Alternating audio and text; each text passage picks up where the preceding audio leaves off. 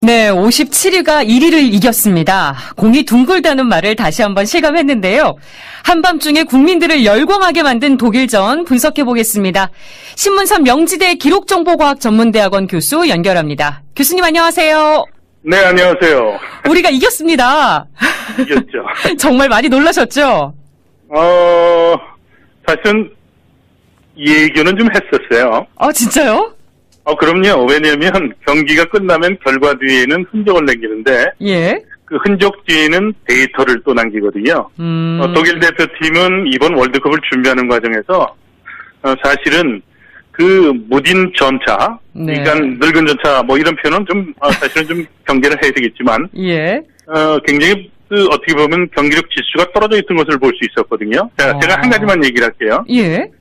지난 3일날 오스트리아와 평가전 때 독일은 졌어요. 1대2로. 네. 그리고 지난 9일날 사우디가 마지막 평가전 때 전반에 2골을 넣었지만 후반전에 1골을 내주면서 엄청나게 밀린 경기로 비판을 받았었거든요. 예. 사우디가 최종적인 평가전을 하기 전까지 5경기에서 3무 2패를 기록했습니다. 예. 그런데도 불구하고 독일 대표팀의 코칭 스텝은 우승을 목표로 삼고 있었기 때문에 예선전의 전체적인 팀 컨디션을 떨군 상태, 한 달간 이제 톱 컨디션으로 가지를 못하니까요. 그러다 보니까 이제 첫 경기에서 멕시코한테 지고 스웨덴한테 천신만고 끝에 역전승을 하고 세 번째 경기 한국 경기는 한국 팀이 예선 탈락이 사실상 거의 확정된 상태이기 때문에 예. 경기에 최선을 다하겠다는 얘기는 했습니다. 그것은 입으로만 한 얘기였었고 전체적으로 독일 대표팀 몸이 무거웠었어요. 네. 우리는 또 절박함이 있었고요. 그랬군요. 네, 이 절박함 속에서 한국 대표팀은 경기의 몰입도가 네. 앞선 두 경기와 비교해서 굉장히 이제 어떻게 보면 높아졌고요. 몰입도가. 정말 열심히 뛰었습니다. 그렇죠. 열심히 뛰었을 때는 기록의 데이터를 제가 반영을 하죠. 한국은 90분 동안 11명이 말이죠. 118km를 소화를 했고 독일은 115km밖에 뛰지 못했습니다. 우리가 더 많이 뛰었네요. 그렇죠. 뛰지 못하면 죽는 겁니다. 축구는. 뛰지 못하면 지는 겁니다. 그러니까 독일 대표팀은 전체적인 팀 컨디션이 떨어져 있었다는 것을 제가 지적을 하지 않습니까? 그런데 이제 단순히 체력이 모든 경기력을 웅변하지는 못하는 거죠. 기술도 또 전술도 그리고 심리적 요인까지도 병합을 해서 우리가 경기력이라고 얘기를 하는데 예. 한국 대표팀은 그 절박함 속에서 수비, 미드필드, 공격의 이 3선의 밸런스가 유지가 잘 됐고요. 그리고 공격권을 탈취하면 한국 대표팀은 카운터어택으로 독일 팀에 무뎌진 어떻게 보면 발을 파고드는 그런 역습이 우리가 주요했던 거죠. 어제 전체적인 경기의 지배율은 골 점유율은 31대 69로 우리가 절대적인 열세였어요. 예. 슈팅 숫자도 상대가 우리보다 2배 많이 했습니다만 경기에 대한 전체적인 흐름과 그리고 역습 이런 것들이 효과를 거두면서 멕시코에게 독일이 무너지듯이 한국 대표팀에 독일은 아주 거함을 쓰러뜨리는 그런 기적을 어제 썼던 거죠. 역사를 말이죠. 예. 아쉽게도 16강 진출은 못했습니다만 그래도 일단 통쾌한 승리를 했고요. 어제 승리의 제일 큰 요인은 뭘 꼽으시겠습니까? 우선 어떻게 보면 선수들이 이제 절박함 얘기를 했잖아요. 예. 이제 하나가 된 겁니다. 하나가. 원팀이라고 우리가 얘기를 하잖아요. 원팀. 예. 결국은 한국 대표팀이 첫 경기 스웨덴과 경기 끝난 이후에 모든 미디어들 그리고 팬들의 따가운 질책과 시선에 한국 대표팀이 고개를 떨고 있잖아요. 예. 멕시코 때 이제 선수들이 좀 더 경기력이 나아졌어요. 그런 와중에 이제 국민들이 예를 들어서 선수들에 대해서 개인적으로 또 코칭 스텝에 대해서 비판도 하고 이런 부분들이 어떻게 보면 위기가 오니까 선수들이 더 강하게 뭉쳤던 것도 어떻게 보면 어제 독일 경기의 승리로 저는 보거든요. 예. 하나의 사례를 들겠습니다. 98년 프랑스 월드컵에서 한국 대표팀은 네덜란드 히딩크가 이끌던 대표팀에게 5대0으로 지고 대표팀 감독이 중대 경질됐었잖아요. 굉장히 위기였습니다. 벨기에와 예선 마지막 경기 때 한국은 코치가 감독 대행으로 나서는 그런 위기 상황이었는데 그것이 결국은 경기력에 직접적인 영향을 끼치는 심리적 요인에 말이죠. 예. 그런 그 효과를 거두면서 한국은 이임생 선수의 피해 투혼과 더불어서 우리 한국 축구의 역사의 길이 남을 그런 명승부를 연출하지 않았습니까? 예. 이번 월드컵도 1차전, 2차전 그리고 또 이번 월드컵을 준비하는 과정에서의 그 대표팀에 대한 불만들 그리고 축구협회에 대한 불만들 이런 것들이 모두 어떻게 보면 독일 경기 마지막 경기에 이것이 농축돼서 터질 수 있는 그런 상황이 되다 보니까 한국 선수들이 완팀이 돼서 정말 놀라울 정도의 투지와 정신력을 갖고 싸웠던 것도 발무뎌진 그리고 무거웠던 독일을 몰아세우고 이길 수 있었던 그런 어떻게 보면 승리로 전보고요. 예. 또 한 가지는 상대 감독이 레벨 감독이 어제 전체적으로 전략과 전술적 시각에서 결국은 선수 선택이라든가 뭐 이런 부분에서 실패를 했다라고 이렇게 분석을 할 수도 있을 겁니다. 어제는 예. 독일이 무려 지난 경기와 비교해서 6명의 스타팅 멤버를 바꿨어요. 한국은 4명의 그 교체 멤버가 있었고요. 네. 한국은 구자철, 윤영선, 정우영, 홍철 이런 선수들이 첫 스타팅 멤버로 나와서 뛰면서도 또 이제 구자철은 1차전 이후에 이제 그 3차전에 다시 기용이 된 이제 상황이었었는데 그렇죠. 한국 선수들이 그 자신들의 역할을 충분히 소화한 반면에 독일은 외질 선수를 포함된 게드라, 고레츠카 이런 선수들, 홈멜스 이런 선수들이 6명이 그 교체 기용이 됐는데 예. 독일 팀에서 기대했던 만큼의 성과를 거두지 못하고 경기력이 난조를 보인 것도 우리가 승리할 수 있었던 가장 큰 요인이었다 이렇게 또 볼 수 있을 겁니다. 네. 아니 근데 어제 첫 번째 골이 확실한 골인데도 옵사이드 판정이 나고 VAR 비디오 판도까지 이뤄지고 우여곡절 끝에 골로 인정됐습니다. 판정 어떻게 보셨어요? 그건 정확한 판정이었었어요. 그리고 이제 주심은 과거에 우리가 독일 월드컵 때 옵사이드 파동이 있었잖아요. 그와 똑같은 상황입니다. 예. 위치만 달랐을 뿐이죠. 옵사이드 위치에 있었던 한국 김영건 선수에게 볼을 터치해 준 것은 독일 선수였거든요. 예. 그러면 그건 옵사이드가 아니죠. 상대 선수가 볼을 터치해서 볼을 줬으니까요. 근데 그것을 심판이 깜빡했던 거죠. 그리고 그 볼이 그 독일 선수가 이제 볼을 줄 때 그게 이제 가랑이 사이로 빠지면서 김영건 선수한테 가다 보니까 예. 운동장에서 이제 주심해야 될 역할들이 여러 가지가 있잖아요. 이제 그런 그 상황에서 초점을 잠깐 놓칠 수가 있었던 것이죠. 예. 그것이 결국은 비디오 판독으로 갔고 비디오 판독에서 명확하게 그것은 옵사이드가 아니었거든요. 네. 저는 그때 상황이 전개됐을 때 이건 틀림없이 비디오 판독이 이루어질 수밖에 없었고 그것은 골로 갈 수밖에 없었다고 저는 확신을 갖고 있었어요. 결국은 이번 비디오 판독 때문에 우리가 가슴앓이도 했던 것이 있었는데 그러니까요. 어제 독일과 경기에서 후반 그 시간이 다 종료된 후에 이제 첫 골이 터졌을 때 그 상황은 분명히 한국 대표팀은 독일의 패스에 의해서 옵사이드가 아니었다는 것이 분명합니다. 네. 아니 근데 지난 두 경기에서는 VAR 때문에 불이익을 봤다는 목소리가 많았고 이번에는 또 VAR 덕분에 억울한 옵사이드 판정을 뒤집을 수 있었습니다. 이 비디오 판독 제도 이대로 계속 가도 괜찮을까요? 좀 보완이 필요하지 않나 싶기도 합니다. 자, 왜 비디오 판독을 했는지 우리가 좀 넓은 시각에서 해석을 해봐야 돼요. 예. 국제축구연맹은 텔레비전 시청자를 텔레 위에서 떼어놓지 않으려고 하는 그런 전략이죠. 시청률이 높으면 국제축구연맹은 수입이 더 증대될 거 아니에요? 예. 스폰서가 더 확보되고요.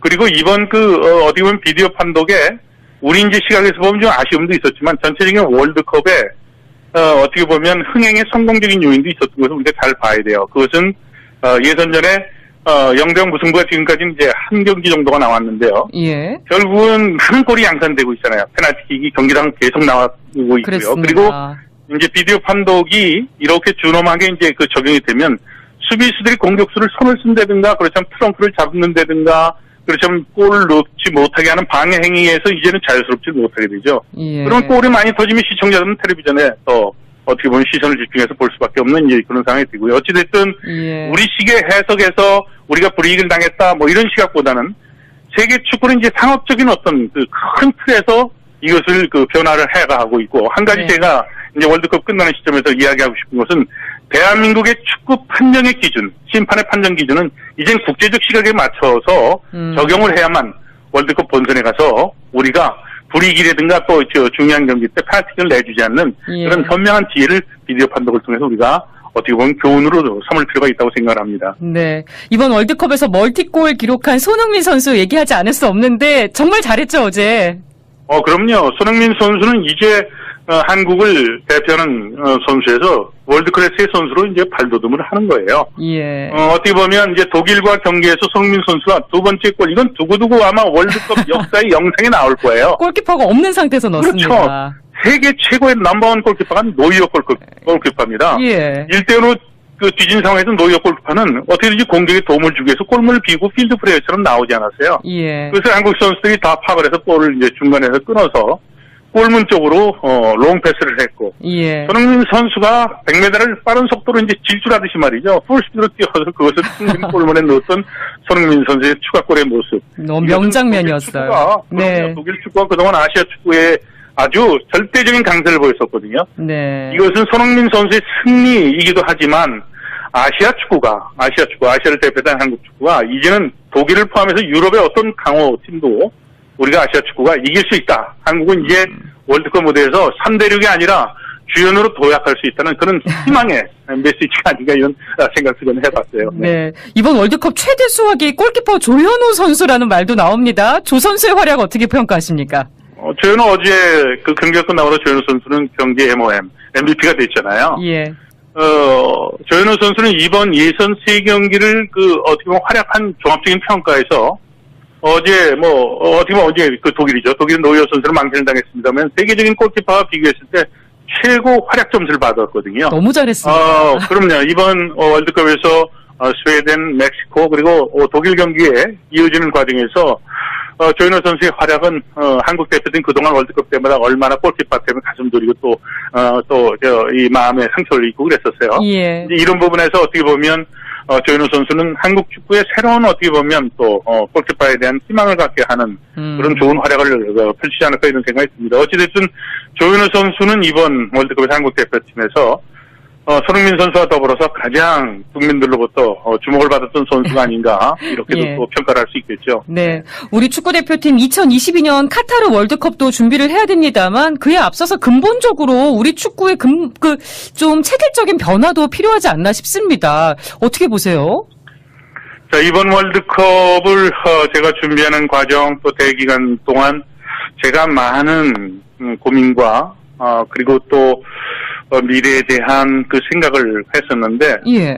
독일 경기 한 경기로 한국 축구가 그동안 해왔던 많은 문제를 덮을 수는 없다고 저는 생각을 해요. 그렇죠. 이번 월드컵을 제가 지켜보면서 이 과정 그러니까 러시아 월드컵까지 오는 과정을 지켜보면서 슈틸리케의 경질 그리고 또 신태용 감독의 선임 그리고 이번 월드컵에서의 그 국민들의 어떻게 보면 차가운 시선 네. 냉소적인 이러한 그 준엄한 꾸지람 이런 것을 지켜보면서 왜 국민들은 한국 축구에 대해서 이렇게 냉소적이고 준엄한 지금 꾸지람을 하고 있는가에 대한 자기 반성이 축구인들에게 우선 필요하다는 생각을 하는데요. 예. 제가 그동안 축구는 부정부패한 집단으로 국민들로부터 아주 야단을 많이 맞지 않았어요.